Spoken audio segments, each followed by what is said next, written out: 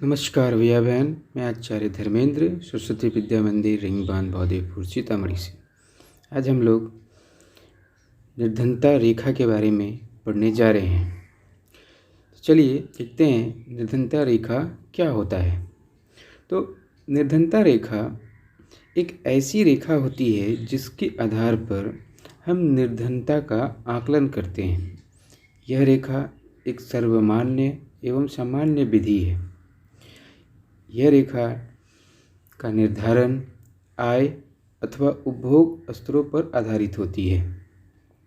ठीक है, तो निर्धनता रेखा सामान्य रूप से आय, किसी भी व्यक्ति या परिवार के आय या वो जो वस्तुओं का उपभोग करते हैं उसके ऊपर आधारित होती है। एक व्यक्ति को तब निर्धन माना जाता है जब उसकी आय या उसके उपभोग का स्तर एक ऐसे न्यूनतम स्तर से नीचे गिर जाए जिस स्तर के कारण वो अपनी मूल आवश्यकताओं को पूर्ण नहीं कर पाए। ठीक है, तो जब वह अपनी न्यूनतम स्तर की मूल आवश्यकताओं को पूर्ण नहीं करे तब उस व्यक्ति को हम लोग निर्धन मानते हैं। अब सवाल उठता है कि ये जो मूल आवश्यकताएं हैं ये क्या होती हैं।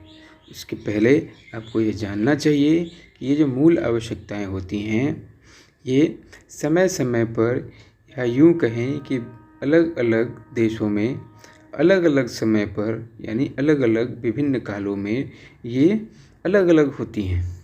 ठीक है, इसमें हमेशा परिवर्तन होते रहता है। कहने का तात्पर्य है आज की जो आवश्यकताएं हैं वो कल की आवश्यकताओं से अलग होंगी। ठीक है, और कल की आवश्यकताएं आज की आवश्यकताओं से अलग होंगी। अतः काल और स्थान के कारण निर्धनता जो रेखा है वो भिन्न हो सकती है। प्रत्येक देश निर्धनता रेखा का निर्धारण करने के लिए एक काल्पनिक रेखा का प्रयोग करते हैं। काल्पनिक रेखा ही हमारा निर्धनता रेखा होता है। ठीक है, और इसमें जो स्वीकृत न्यूनतम सामाजिक मानदंड है उसके अनुरूप इसको निर्धारित किया जाता है। जैसे अमेरिका में कार रखना विलासिता नहीं मानी जाती है। वहाँ पर अमेरिका में यदि किसी व्यक्ति के पास कार नहीं है तभी वह निर्धन कहा जाएगा, अन्यथा वो अगर जिसके पास वहाँ कार है तब वो निर्धन नहीं होगा। लेकिन भारत में इसकी जो पृष्ठभूमि है वो अलग है। भारत में आज भी कार रखना क्या है, विलासिता मानी जाती है। ये संपन्न लोग ही रख सकते हैं, गरीब व्यक्ति के बारे में सोचता भी नहीं है। ठीक है, तो चलिए देखते हैं जो भारत में निर्धनता रेखा निर्धारित करते हैं उसमें कौन कौन सी चीज़ों को शामिल किया जाता है।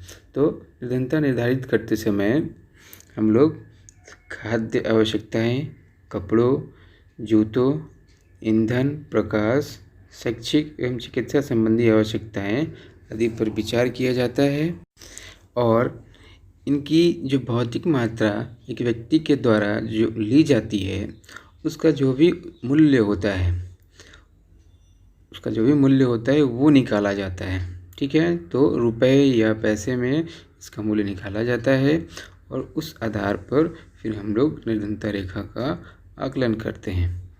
ठीक है, तो जो वर्तमान सूत्र है इसमें दो तरह का आ जाता है, एक आय और दूसरा जो खाद्य सामग्री उस खाद्य सामग्री को खाने से जो कैलोरी मिलती है उसके आधार पर भारत में निर्धनता निर्धारित की जाती है। तो खाद्य वस्तु कौन कौन से हैं, जैसे अनाज, दालें, सब्जियां, दूध, तेल, चीनी, ये सारे मिलाकर जो कैलोरी की पूर्ति करती है उसी कैलोरी का मापन किया जाता है। ठीक है, और ये जो कैलोरी है ये आयु, लिंग, काम की प्रकृति के आधार पर बदलती रहती है। ठीक है, तो भारत में जो कैलोरी तय किया गया है वो ग्रामीण क्षेत्रों के लिए अलग और शहरी क्षेत्रों के लिए अलग किया गया है। ग्रामीण क्षेत्रों के लिए 2400 कैलोरी प्रतिदिन प्रति व्यक्ति अगर कंज्यूम करता है तो वो गरीब नहीं है।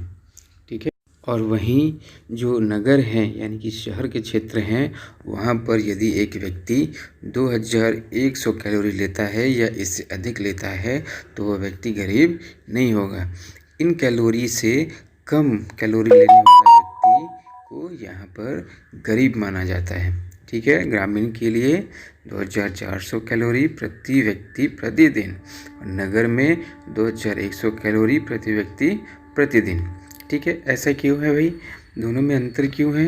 तो आपको पता होना चाहिए कि जो ग्रामीण क्षेत्र होता है वहाँ पर जो लोग काम करते हैं वहाँ शारीरिक श्रम ज़्यादा होता है, इसीलिए उनको कैलोरी की भी आवश्यकता ज़्यादा होती है, इसीलिए कैलोरी जो है वो ज़्यादा रखा गया है। ठीक है, शहरी क्षेत्रों में कम कैलोरी में भी काम चल जाता है क्योंकि वहाँ बहुत ज़्यादा शारीरिक श्रम नहीं करना पड़ता।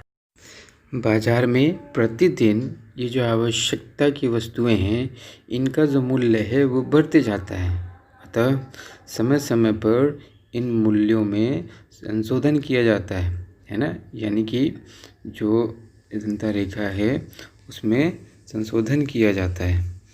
ठीक है, तो इस प्रकार से यदि एक व्यक्ति अपनी मूल आवश्यकताओं की न्यूनतम स्तर की मूल आवश्यकताओं की पूर्ति करता है तो उसको कितना खर्च करना पड़ेगा? तो वो ग्रामीण क्षेत्र में उसको 816 रुपये प्रति माह प्रति व्यक्ति और शहरी क्षेत्रों में 1000 रुपये प्रति माह प्रति व्यक्ति खर्च करना पड़ेगा।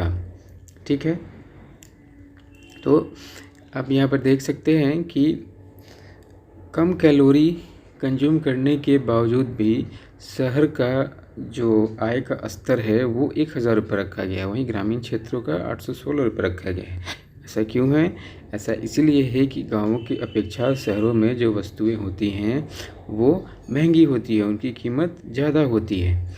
ठीक है, इसीलिए अगर 2011-12 का ये आंकड़ा है, ठीक है, तो उसमें 2011-12 के अनुसार यदि एक ग्रामीण क्षेत्र में 5 सदस्यों का परिवार रहता है तो उसको कम से कम 480 रुपये या उससे अधिक कमाना होगा, तभी वह निर्धनता से ऊपर आ पाएगा। और शहरी क्षेत्रों में जो लोग रहते हैं अगर वो 5000 रुपये नहीं कमा पाते हैं, है ना, यानी एक परिवार जो 5 सदस्य का है और वो प्रति महीना अगर 5000 रुपये नहीं कमा पाते हैं तो वो लोग गरीब कहे जाएंगे, निर्धन कहे जाएंगे। और 5000 रुपये से जैसे ही वो ज़्यादा कमाना शुरू कर देते हैं तो वो अब गरीब नहीं रहते। इसको और अच्छे से समझने के लिए निर्धनता रेखा हो गया, उसके बाद से आप एक रेखा खींच दीजिए, ये निर्धनता रेखा खींच दीजिए, उस रेखा को आप 5000 और 4080 मान लीजिए ग्रामीण और शहरी क्षेत्रों के लिए। उससे ऊपर निकल गए तो वो एपीएल में कन्वर्ट हो जाते हैं, एबव पॉवर्टी लाइन। अगर वो 5000 रुपये टच नहीं कर पाते, उसके नीचे रह जाते हैं तो वो बीपीएल हो जाते हैं, है ना, बिलो पॉवर्टी लाइन। तो आपने अपने गांव में भी देखा होगा कि एपीएल का कार्ड होता है, बीपीएल का कार्ड होता है, लोग उस पर सरकारी अनाज स्टोर से अनाज का उठाव भी करते हैं। ठीक है, चलिए ये आप समझ चुके होंगे। अब देखिए ये जो 4080 रुपये और 5000 रुपये है ये समय समय पर बदलते रहता है। ठीक है, ऐसा क्यों है? ऐसा महंगाई के कारण होता है। ठीक है, और हर 5 वर्ष पर इसका आकलन किया जाता है और यह आकलन जो हमारा राष्ट्रीय प्रतिदर सर्वेक्षण है उसके माध्यम से किया जाता है। ये एक संगठन है, राष्ट्रीय प्रतिदर सर्वेक्षण संगठन, जिसको हम लोग इंग्लिश में नेशनल सैंपल सर्वे ऑर्गेनाइजेशन भी कहते हैं। ठीक है, शॉर्ट में NSSO इसको कहा जाता है। ठीक है, चलिए, तो अपने देश में ये ऑर्गेनाइजेशन जो है वो गरीबी का आकलन करती है और समय समय पर इसको रिवाइज भी करती है। ठीक है, चलिए, उसी तरह से जो विकासशील देश होते हैं इनके बीच तुलना करने के लिए जो विश्व बैंक या उसके जैसे और अंतर्राष्ट्रीय संगठन होते हैं वो निर्धनता निर्धारित करने के लिए एक समान मानक का प्रयोग करते हैं। ठीक है, और वो निर्धनता डॉलर में तय करते हैं, जैसे $1.9 ये 2011 में तय किया गया था। तो $1.9 ये अंतर्राष्ट्रीय निर्धनता रेखा विश्व बैंक ने तय कर दी है जो प्रति व्यक्ति है है ना। और प्रतिदिन यानी कि प्रतिदिन $1.9 अगर कोई व्यक्ति कमाता है तो वो निर्धन नहीं रहेगा। ठीक है, ये अंतर्राष्ट्रीय मानक। ठीक, तो चलिए अभी तक आपने जो कुछ भी सीखा उसके आधार पर ये 2 प्रश्न आप चर्चा करके अपने नोटबुक में इसका आंसर नोट कर लेंगे। तो ये प्रश्न क्या है, विभिन्न देश विभिन्न निर्धनता रेखाओं का प्रयोग क्यों करते हैं। जैसे आपको पता है कि प्रत्येक देश अलग अलग निर्धनता रेखा का यूज़ करते हैं, तो ऐसा क्यों करते हैं, इसका आंसर आपको देना है। दूसरा प्रश्न है, आपके अनुसार आपके क्षेत्र में न्यूनतम आवश्यक स्तर क्या होगा, इसका उत्तर आपको देना है। ठीक है, आप पता करिए कि न्यूनतम आवश्यक स्तर आपके क्षेत्र में क्या हो सकता है जिसमें एक व्यक्ति जीवित रह सकता है। ठीक है, तो आज के लिए इतना ही। धन्यवाद, आपका दिन शुभ हो।